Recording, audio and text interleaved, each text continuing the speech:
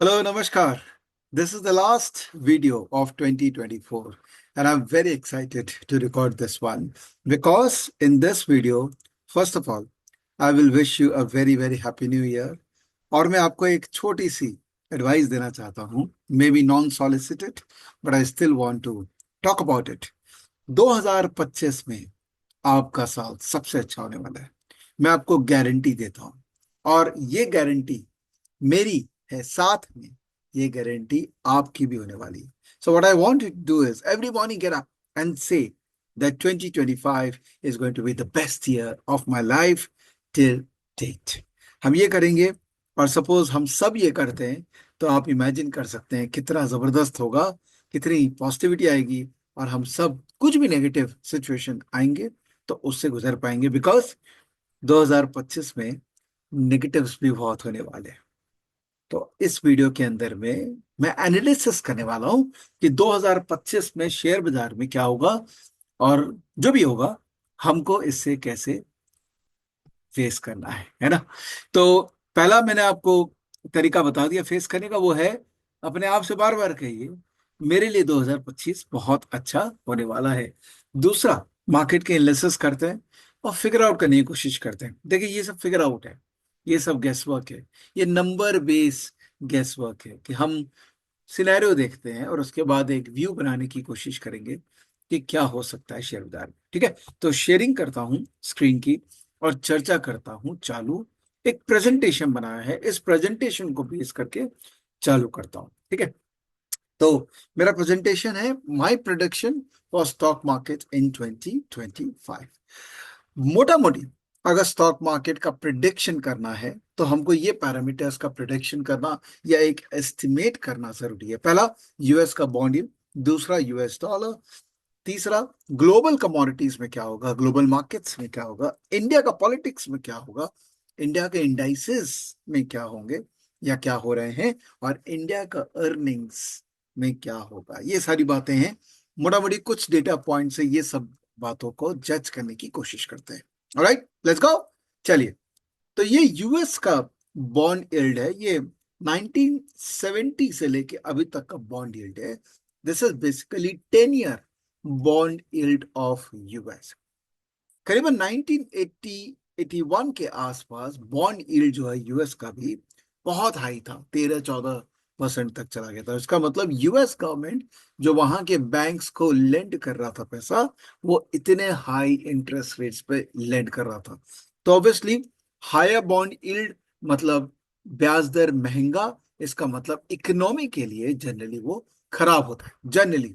और जब इकोनॉमी उसके कारण खराब होने लग जाती है और कुछ हो जाता है जिसके कारण इकोनॉमी बैठ जाती है, तब ब्याज दर घटना चालू हो जाते हैं, ताकि वो इकोनॉमी का जो चक्रा है वो वापस से चालू हो जाए। ये बहुत ही सिंपल थॉट प्रोसेस है, और यही थॉट प्रोसेस से पूरा दुनिया भर का फाइनेंशियल सिस्टम वर्क करता है, जिसको आप एक तरीके से बिजनेस साइकिल भी कह सकते हैं कि ultimately the interest rates overall defines the business cycle. अगर इंटरेस्ट रेट ऊपर बढ़ रहे हैं तो ग्रोथ आ रहा है, इसलिए बढ़ रहे हैं। लेकिन एक पॉइंट ऐसी हो जाती है जब इंटरेस्ट रेट इतने हाई हो जाते हैं कि ग्रोथ सफर करने लग जाता है, और एक शेयर बाजार में फॉल आ जाता है, जिसके कारण वापस से इंटरेस्ट रेट लो किया जाता है, ताकि वो इकोनॉमी का चक्रा वापस से चालू हो। बहुत सिंपल है। ठीक है, अब आज के सिनेरियो में क्या हो रहा है आप देखिए। बॉन्ड यील्ड जो नीचे चला गया था 2020 में, क्यों गया था? बिकॉज 2020 में कोविड का क्राइसिस आया था, और उस क्राइसिस से लड़ने के लिए इंटरेस्ट रेट्स को जीरो कर दिया गया था, ताकि और डिमांड क्रिएट हो इकोनॉमी में, और इकोनॉमी जल्दी जल्दी रिकवर करे।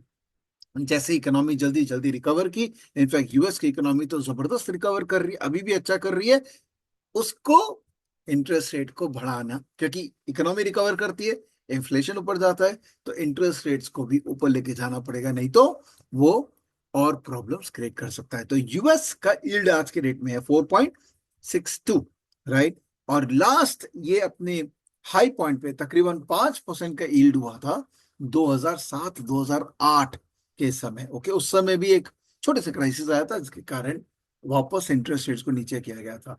तो अगर ये इंटरेस्ट रेट, अगर यूएस के इकोनॉमी का ग्रोथ चलता रहा फॉर वॉट एवर रीजन, ठीक है, और इंटरेस्ट रेट्स भी ऊपर बढ़ते रहे, अगर यूएस में ब्याज दर बढ़ता रहा, तो वो जनरली दूसरे मार्केट्स के लिए खराब होता है, कमोडिटीज के लिए खराब होता है। बिकॉज अगर यूएस में इंटरेस्ट रेट्स बढ़ रहे हैं तो लोग पैसे यूएस में डालेंगे ना, पैसे कहीं और क्यों डालेंगे। तो अभी आज के रेट में, या माइंड में रख लीजिए, यूएस का जो यील्ड है वो तकरीबन 4.67% और एक क्रिटिकल जोन पे वो खड़ा है। इसके ऊपर गया तो डेफिनेटली इशू हो सकती है बाकी मार्केट्स के लिए। ऑलराइट, यूएस का ब्याज दर काफी हद तक डिपेंडेंट है यूएस की ग्रोथ पे भी, जैसे मैंने आपको कहा। अब देखिए, ये यूएस का पूरा ग्रोथ है 1948 से लेके अभी तक का ग्रोथ, जिसमें ब्लू वाले जो ऊपर वाले लाइंस है वो पॉजिटिव ग्रोथ है और रेड वाले नेगेटिव ग्रोथ है। जैसा कि मैंने कहा कि जब जब ग्रोथ खराब होती है, इंटरेस्ट रेट फटाक करके रिड्यूस किया जाता है, और जब ग्रोथ वापस से ऊपर आती है, इंटरेस्ट रेट ऊपर होने लग जाते हैं। ठीक है, अभी आज के रेट में यूएस का ग्रोथ एक रीजनेबल लेवल पे है। अगर आप हिस्टोरिकल देखें तो ग्रोथ रहा है, इनफैक्ट ये एक साइकिल है, ग्रोथ बढ़ता है, फिर कट होता है, कोई ना कोई एसेट में बबल होता है, वो बस्ट करता है, ग्रोथ वापस नीचे, फिर ग्रोथ बढ़ता है। ये टिपिकल बिजनेस साइकिल है जो कि मार्केट को इन्फ्लुएंस करता है। तो आज की रेट में यूएस का growth is not a problem. इसका मतलब यूएस का इंटरेस्ट रेट घटने की, एग्रेसिवली घटने की संभावना कम है। इनफैक्ट यूएस का फेड, जो कि यूएस का आरबीआई है, उसने कह दिया है कि नेक्स्ट ईयर मैं केवल मैक्सिमम 2 बार ही ब्याज दर घटाऊंगा। अगर ब्याज दर नहीं घटाते हैं तो उसका रिपकेशन है, जो कि अपने बाद में डिस्कस करेंगे। ऑलराइट, तो ये यूएस का एनुअल इन्फ्लेशन है। बेसिकली ब्याज दर घटाना बढ़ाने में सबसे बड़ा component apart from growth is the inflation. और अगर इन्फ्लेशन प्लस है, इन्फ्लेशन बढ़ रहा है, तो इंटरेस्ट रेट्स भी बढ़ेंगे। अगर इन्फ्लेशन घट रहा है तो इंटरेस्ट रेट घटेंगे। ये क्लासिक केस है। तो आज के रेट में इन्फ्लेशन जो है वो हेल्दी लेवल पे है यूएस के अंदर में। ये इन्फ्लेशन हाई हुआ था कोविड के बाद में, क्योंकि सप्लाई चेन डिस्ट्रप्शन हुआ था, बट इन्फ्लेशन धीरे धीरे मॉडरेट हो गया, तो आज के रेट में एक कंफर्ट जोन में है। लेकिन यूएस फेड कहता है कि इन्फ्लेशन हो सकता है नेक्स्ट ईयर वापस से ऊपर चला जाए, बिकॉज वॉर सिनेरियो है, बहुत कुछ चल रहा है, जिसके कारण US fed is not comfortable कि वो एग्रेसिवली इंटरेस्ट रेट्स को रिड्यूस करे, बिकॉज इन्फ्लेशन का जो लॉन्ग टर्म टारगेट है वो अभी भी काफी नीचे है, जो कि मीट नहीं हो रहा है। इन्फ्लेशन को मैं अगर 5 साल में देखूं, ये तो पूरा था इतने साल का हिस्ट्री इन्फ्लेशन का, अगर 5 साल का हिस्ट्री देखूं तो कोविड के बाद इन्फ्लेशन बढ़ा, because of supply chain issues वो नीचे चला गया। अभी मोटा मोटी एक रेंज पे जाके इन्फ्लेशन प्लाट्यू हो गया है, डाउनफॉल है, बट अब ये फ्लैटिश जोन में आ गया है। यूएस के इन्फ्लेशन को कंट्रीब्यूट, या दुनिया भर में इन्फ्लेशन को कंट्रीब्यूट करने में क्रूड ऑयल का सबसे बड़ा रोल है। इनफैक्ट अगर आप क्रूड ऑयल और यूएस के इन्फ्लेशन के ग्राफ को क्लियरली देखोगे, तो जब जब क्रूड तेज है इन्फ्लेशन बढ़ा है, जब जब क्रूड घटा है, जैसे कोविड के समय क्रूड काफी घट गया था, इनफैक्ट क्रूड फ्यूचर्स तो नेगेटिव भी हो गए थे, क्रूड घटा है तो इन्फ्लेशन भी घटा है। It's classic case study.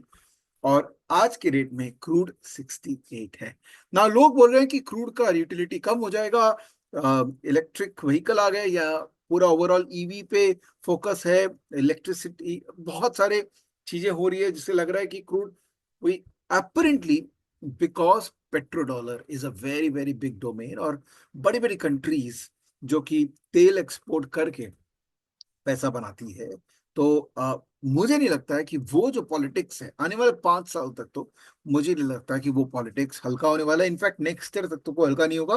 तो क्रूड जो है वो एक रेंज में चल रहा है, इसीलिए इन्फ्लेशन भी एक रेंज में चल रहा है। अगर वहां पर कोई भी झटका लगा कि लड़ाई हो गई या कुछ भी हुआ, तो क्रूड सबसे पहले ऊपर भागता है, और क्रूड भागेगा, इन्फ्लेशन ऊपर भागेगा, तो यूएस फेड कभी भी ब्याज दर कम नहीं कर पाएगा। ऑलराइट, डॉलर इंडेक्स, जो कि एक बहुत बड़ा इंस्ट्रूमेंट है, जो हमको मोटा मोटी मनी फ्लो के बारे में आइडिया बताता है कि पैसा कहां से निकल रहा है और कहां जा रहा है दुनिया भर में।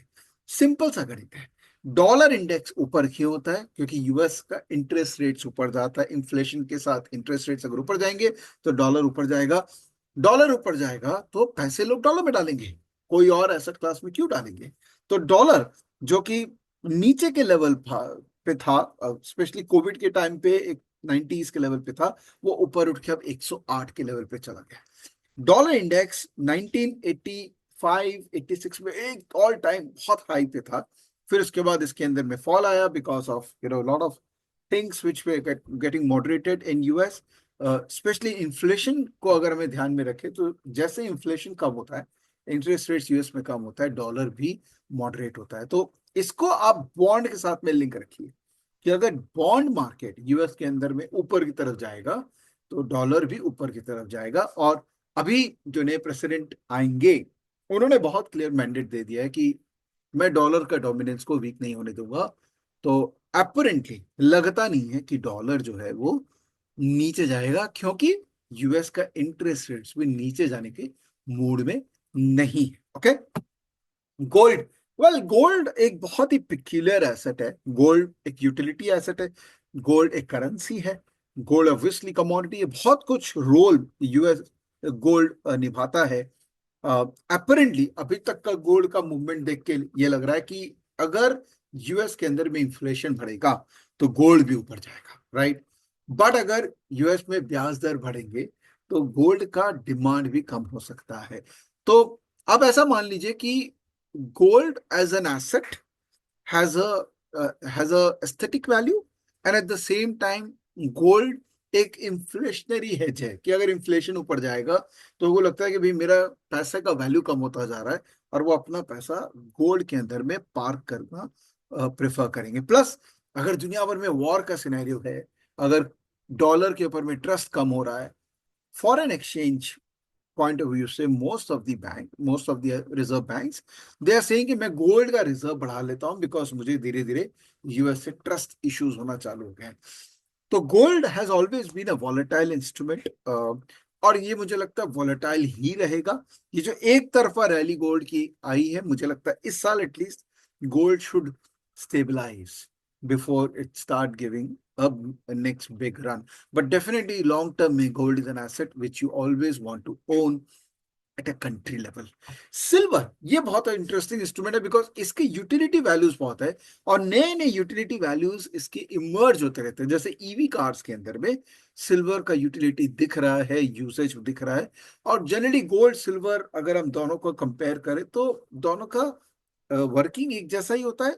सिल्वर का थोड़ा सा एस्थेटिक वैल्यू गोल्ड के मुकाबले कम है, बट उसका यूटिलिटी वैल्यू काफी है। तो गोल्ड के मुकाबले मुझे लगता है इस साल silver should do better than gold. बाकी तो समय बताएगा। ये है यूएस का equity Dow Jones which is symbolic of US bigger large cap market. तो डाउ जोन ऑलमोस्ट अपने ऑल टाइम हाई लेवल पे चल रहा है बिकॉज अर्निंग्स के पॉइंट ऑफ व्यू से US as a economy is doing very good. Why it is doing good? Because what is happening, the dominance of US as a country, as a business, as a owner of businesses which has global expansion is still very high, especially tech domain के अंदर में, machine learning, AI वगैरह के अंदर में US का dominance था, है, रहेगा because most of the good talent from across the world including India वो यूएस में सेटल होना चाहते हैं। Okay, Mr. Donald Trump is not against immigration. What he's saying, I'm against illegal immigration. In fact, मैं उनका interview सुना था कल, वो तो कह रहे थे कि भाई यूएस में जो पढ़ाई करता है वो वापस अपने कंट्री में जाके क्यों बिजनेसेस क्रिएट कर रहा है, हम यूएस में ही क्यों ना उनको रख लें, क्योंकि अच्छा टैलेंट जो यूएस में पढ़ रहा है उसको यूएस में ही बिजनेस करना चाहिए। तो ये जो फ्लो ऑफ टैलेंट है from other countries to US that will continue to do well. और मुझे लगता है dominance of US particularly in the domain of tech will continue, especially in this era of AI. Emerging market index में India भी आता है, China भी आता है, ब्राजील भी आता है। आप देखिए इमर्जिंग मार्केट इंडेक्स एक रेंज में चल रहा है, तो इससे हम बहुत कुछ नहीं निकाल पाएंगे। बट हाँ, इसको देख के हम एक चीज निकाल सकते हैं कि Nifty as vis-a-vis other emerging markets have done relatively much better than other emerging market। और इसका रीजन है इंडिया का जीडीपी। आप देखो इंडिया का GDP has been consistently growing और हम उस जोन में अब आ चुके हैं कि अगर हम सब कुछ सही से करें या लेट मी पूरी दस में अगर हम कुछ गलतियां ना करें तो जीडीपी अब अपने पेस पे ग्रो करता रहेगा, जो कि 6-6.5% एक मॉडरेट ग्रोथ है इंडिया का जीडीपी का। अगर आप देखें ये इंडिया का जीडीपी का डेटा है तो अप्रोक्सीमेटली 6% आप देखो मोटा मोटी ग्रोथ रहता है। कोविड में जीडीपी की बैंड बजी थी, जो कि बाद में इसको रिकवरी मिल गई और अब एक्सपेक्टेड है कि जीडीपी जो है वो अपना पेस ऑफ 5.5-6% मेंटेन करे। अगर हम इतना भी मेंटेन कर ले तो हमारा journey towards 5 trillion, 10 trillion, 15 trillion over a period of years will be easily achievable. ये है इंटरेस्टिंग चार्ट, यूएस और यूएसए का 10 ईयर का गैप। तो अब देखो, ये सबसे इंपॉर्टेंट बात है कि अगर ब्याज दर यूएस और इंडिया के बीच में डिफरेंस कम है तो ऑब्वियसली लोग यूएस में पैसा लगाना चाहेंगे, बिकॉज वो सेफर माना जाता है, बिकॉज वहां पर डॉलर का डोमिनेंस है, as simple as that. Plus वहां की कंपनी, जैसे कि मैंने कहा कि they are very strong in tech. तो अगर मुझे पर्सनली भी पैसा लगाना हुआ तो मैं यूएस पे लगाऊंगा, बिकॉज वहाँ इनोवेशन है, वहाँ का इकोसिस्टम फेवर करता है उन एंटरप्रेन्योर्स को जो इनोवेट करना चाहते हैं। तो इंडिया का और यूएस का जो 10 ईयर जीसेक है, उसका जो डिफरेंस है वो तकरीबन 2% है। ये बहुत लो है। इसका मतलब अगर यूएस के अंदर में ब्याज दर बढ़े और इंडिया में अगर ब्याज दर वहीं रह गए तो दोनों का डिफरेंस और कम हो जाएगा, which is not a healthy sign for India, right. अगर यूएस में ब्याज दर घटे, which possibly could happen, Fed ने कहा स्लो पेस में घटाएंगे, but you never know what will happen. But if US में ब्याज दर घटे तो इंडिया को भी ब्याज दर घटाना पड़ेगा, नहीं तो ये स्प्रेड हमको बहुत बुरी तरीके से परेशान करेगा। तो we are living in a very interesting environment right now, specifically talking about this aspect. क्योंकि मुझे मतलब आई एम 100% श्योर कि जब जब ब्याज दर का डिफरेंशियल आता है तो market start behaving in a very very different manner. Okay, ये यूएस का इंडिया का 10 ईयर यील्ड है जो कि तकरीबन 6.78% है। आरबीआई ने हिंट दिया है कि वो भी शायद ब्याज दर घटाएंगे, बट वेरी ऑनेस्टली जितना प्रिडिक्टेबिलिटी यूएस फेड का एक्शन होता है उतना प्रिडिक्टेबिलिटी इंडिया के आरबीआई का नहीं होता है। तो और जरूरी है, अगर इंडियन मार्केट को यहाँ से तेजी पकड़नी है, घनघोर तेजी, तो बहुत जरूरी है कि इंटरेस्ट रेट्स घटे। क्यों? क्योंकि अल्टीमेटली इंटरेस्ट रेट्स घटेंगे तो ही ग्रोथ आएगा। पिछले कुछ सालों में growth has been instigated by government. Okay, वापस एक कंजम्पशन ओरिएंटेड ग्रोथ अगर लेके आना है तो ब्याज दर को घटाना पड़ेगा, ताकि हम एक मैसेज दे सकें इकोनॉमी में कि आप सस्ते में पैसा लेके कंजम्पशन कर सकते हैं। Whether for long term it's a good thing और a bad thing, it's a debatable, but the fact remains that if next year India doesn't reduce the interest rate, then we may see some trouble in market going forward. ये पिछले कुछ सालों का Nifty, bank Nifty, mid cap index और small cap index का chart है। Most of the assets have done very good. In fact last 3 साल के अंदर में they have done given phenomenal returns. तो जैसे कि लॉ ऑफ एवरेज बोलता है कि इतना रिटर्न आने के बाद में कुछ महीने, कुछ साल का कंसोलिडेशन की रिक्वायरमेंट है, जो कि 2025 में हो सकता है। ये पी रेशियो है, ये निफ्टी का पी रेशियो है, जो कि अर्निंग के साथ अगर मैं निफ्टी को कंपेयर करूं वो तकरीबन 22 का पी रेशियो है, which is almost equivalent to the average P. तो from a Nifty perspective India is not expensive. ये मिड कैप निफ्टी है, मिड कैप निफ्टी का जो पी रेशियो है वो ऑन द हाई साइड है। तो थोड़ा सा लग रहा है कि मिड कैप के अंदर में Nifty is trading on a high zone, और स्मॉल कैप के अंदर में आप देखिए Nifty P ratio on the higher side of the P range. तो मैं ये नहीं बोल रहा हूँ कि P will correct in mid cap and small cap, because India is in a sweet spot, lot of money is coming in India, there is a growth which is expected in India. हो सकता है mid cap and small cap expensive ही रहे, but अभी आज के rate में Nifty में ज्यादा वैल्यू दिख रही है vis-a-vis small cap and mid cap. Alright, I hope this is clear. Now conclusion, global variables are unpredictable due to Mr. Trump. Okay, dollar strength looks like will continue, which is bad for markets. Inflation and interest rate is expected to remain strong in US. India interest rate will ideally go down, right? Because growth हमको support करना है तो India का interest rate नीचे जाना चाहिए, but अगर US का इंटरेस्ट रेट बढ़ता रहा तब हम नीचे नहीं जा पाएंगे। So far the growth was supported by the government. Additional growth can emerge from consumers, if interest rates go down. Unemployment, because India is a largely service economy, right? 60% of our GDP is service dependent. Unemployment due to growing dominance of AI is a concern for the service economy. तो मुझे अगर इस साल कुछ करना है, जो कि मैं ऑब्वियसली करना चाहता हूं, मुझे अगर इस साल का एक व्यू बनाना है मार्केट का, तो फ्रेंकली स्पीकिंग मैं कोई व्यू नहीं बनाऊंगा. I will not make any view on Nifty, mid cap and small cap, because the moment मैं ये इंडाइसेस के व्यू के चक्कर में फंस जाऊंगा, मैं अपने अंदर कॉग्निटिव बायसेस क्रिएट कर लूंगा, जो मुझे सही महीने में सही बिजनेस अपॉर्चुनिटी आइडेंटिफाई करने का मौका नहीं देगा.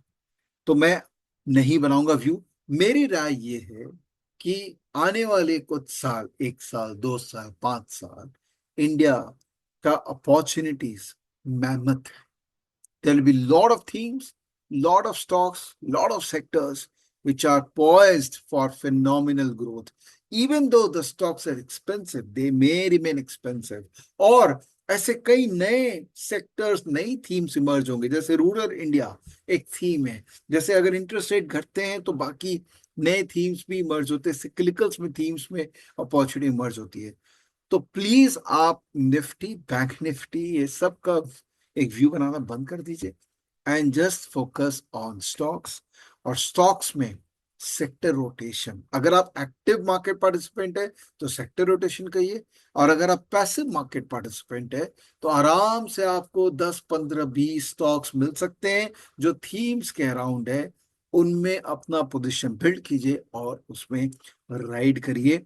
बिकॉज ब्रॉडर मार्केट का व्यू हम जब भी बनाने बैठेंगे, ऐसे कई सारे वेरिएबल्स होंगे जो हमारे प्रिडिक्शन के बियॉन्ड है. लेकिन जब हम stock specific, sector specific, theme specific view बनाते हैं, तो उसमें एक एपरेंट व्यू बनाने की संभावना बढ़ जाती है. I hope my message was well communicated, and I hope you guys will get into this journey of right stock investing with me and with Stock Edge. Very happy new year. And as I said, say this to yourself: I'm going to have the greatest 2025. I'm going to have the greatest new year in this year. अब comment में भी लिखिएगा, I'm going to have the greatest year of my life. Thank you. Bye. Jai Hind.